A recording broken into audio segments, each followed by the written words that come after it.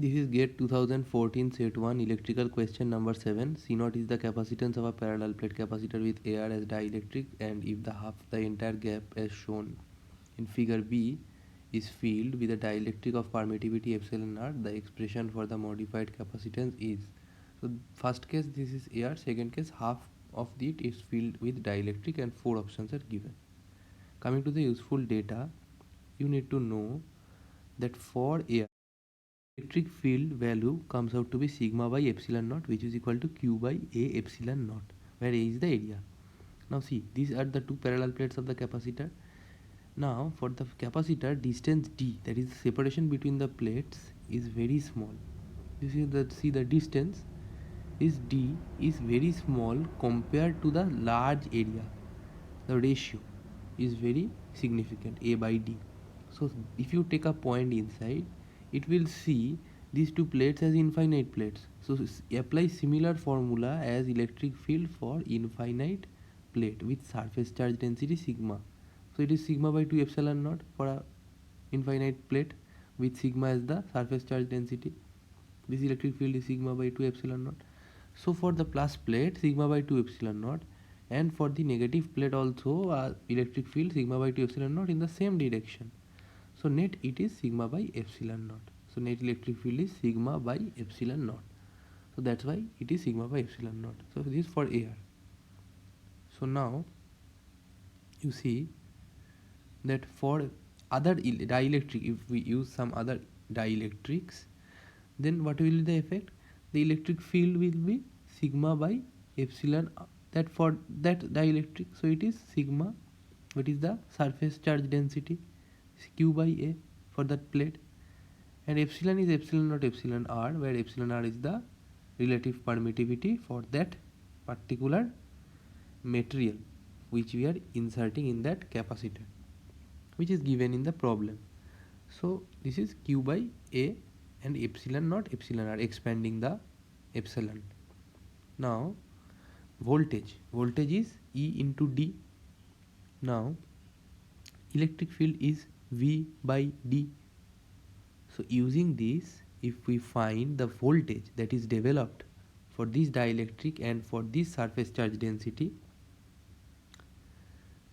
then it will come for air, the voltage is coming out to be q by a epsilon naught multiplied by D, since this is E into D. Now you see, this is the case for air. Now using this formula, so using this formula again, if we find the dielectric voltage developed for the same surface charge density sigma independently, then we'll see that this voltage is different because the electric field will change because of the dielectric. So V dielectric is E dielectric into D, which is equal to q by a epsilon naught epsilon r multiplied by D. So you see these two voltages are different. For independent configuration of similar dimension with this U values, same configuration, that is with different dielectric field. So this is the case. Now if we see this, half of the entire gap as shown in figure B is filled with dielectric of permittivity epsilon r. This is given in the problem. So coming to the solution, this is parallel plate capacitor and half is filled with dielectric, that is with epsilon r as dielectric constant. So this is a by 2, and the dimensions are same, distance is same, and this is epsilon naught, and this is for case A it is epsilon naught fully, that is with air, and for case B epsilon naught and epsilon r. So C naught is given in the problem as A epsilon naught by D. Now how we find capacitance? You see, capacitance is Q equal to CV. Now you see the capacitance for air can be written down as the charge, which is Q, which is fixed, multiplied divided by the voltage. So this is coming out to be Q by Q D by A epsilon naught, which is A epsilon naught by D, and for dielectric it is A epsilon naught epsilon r by D.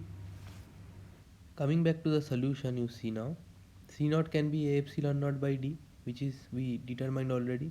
Now this value C naught is given.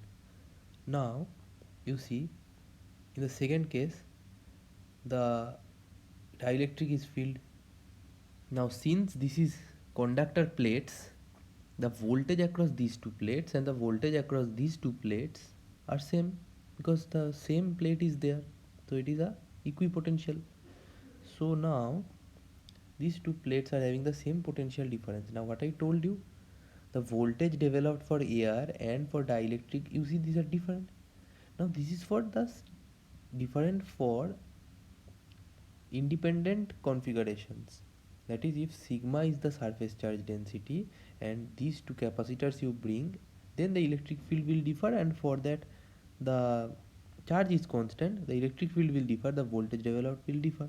But here the electric field cannot differ because you are potentially forcing these two surfaces to be in the same potential even though there is a dielectric. So what will happen, since the electric field cannot change, the charge configuration will change and the capacitance will change.